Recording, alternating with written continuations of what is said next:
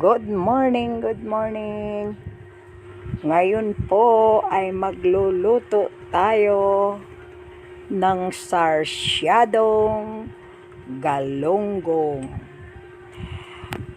Ito po ay para lang sa dalawang tao kasi nga dalawa lang kaming nandito. Na po natin, maghihiwa tayo ng mga sangkap. Inuna kong gawin ang bawang at sinunod ko ang sibuyas. Pagkatapos ang kamatis. Then, naghihiwa na rin ako ng luya. Luya para hindi malangsa yung isda. Haluan natin ito ng siling haba at saka siling labuyo. Masarap po kasi ang medyo maanghang. Kaya ayun ang gagawin natin. Haluan natin ng medyo maanghang-anghang. Yan. Ayan po.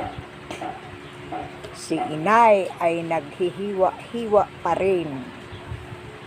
Yan po, ang aming lulutuin ay ang sarsyadong isda. May sarsyado na hindi nila nilalagyan ng itlog. Pero ang aking version ay merong itlog. Lalagyan po natin yan ng itlog. Kasi nabasa ko doon sa wala silang nilagay na itlog. Po natin ang paggigisa. Ngayon ay, sabi ko nga kanina, ay hahaluan natin ng itlog. Siyempre, mati ako ng 2 itlog para may itlog. Yan ay version ni inay. Magsimula na po tayo. Igigisa po natin muna ang mga sangkap. Kailangan natin igisa ang mga sangkap. Ayan, yung bawang. Usually sa amin kasi sa Bicol, pag nagluluto ang nanay ko, bawang talaga na inuuna. Bawang, pagkatapos ay lalagyan ng sibuyas. Sibuyas ang kasi pinababango ang bawang. Kailangan may amoy-amoy at yung mabango kasi at masarap ang bawang kapag medyo tostado. Makain mo man sa sinabawan or sa mga isda, masarap. So ayan, nilagyan ko na ng sibuyas. Sunod na natin yung iba pang mga sangkap, isusunod natin. Ayan, ilagay na natin itong kamatis. Sinunod ko na yung kamatis. Pinipisat-pisat ko pa para malinamnam ba ang kamatis. Malinamnam din, masarap talaga yung ganyan. Sinunod ko yung luya. Sinunod ko rin dyan ang luya pinababango ko yung luya kasi yun ang pangpaalis ng lansa sa isda. So, ngayon, nagawa na po natin. Yung prinito kong galunggong, ilalagay ko na po yung ating galunggong. 2 piraso yan, yung natira namin prito kagabi. So, ngayon, gagawin naman natin na tanghali. Ikakainin naman natin. Lulutuin, kung baga. 2 lang naman kami. 2 kaming kakain.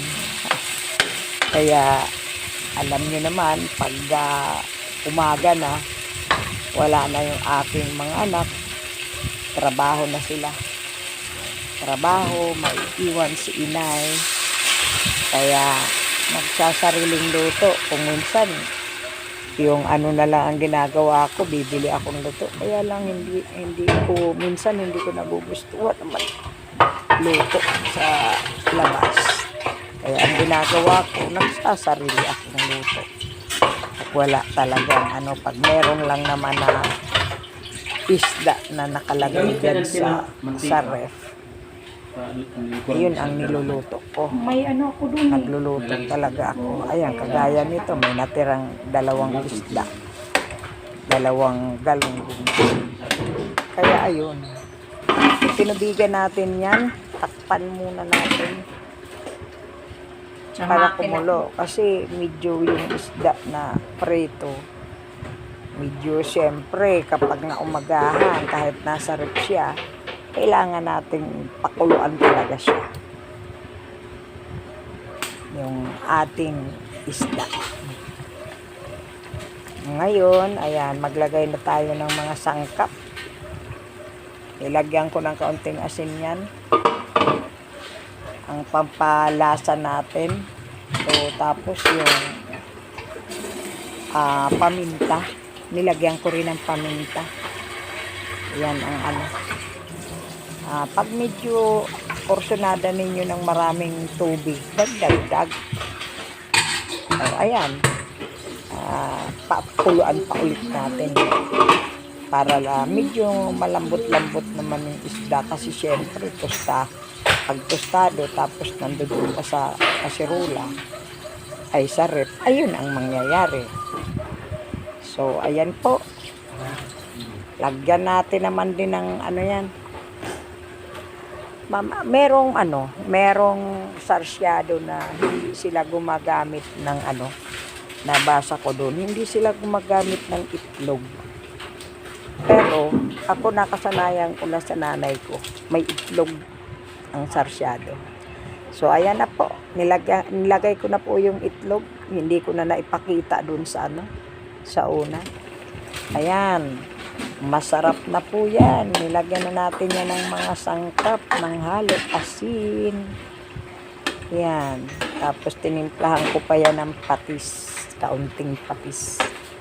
Kaya masarap yan. Masarap. O ayan. Kita nyo naman. Ang ganda ng forma. Ayan ay sa simpleng mga may bahay na nagtitipid at kakaunti lang po kayo, ayan po ang ginagawa ko. Ayan ang gagawin natin.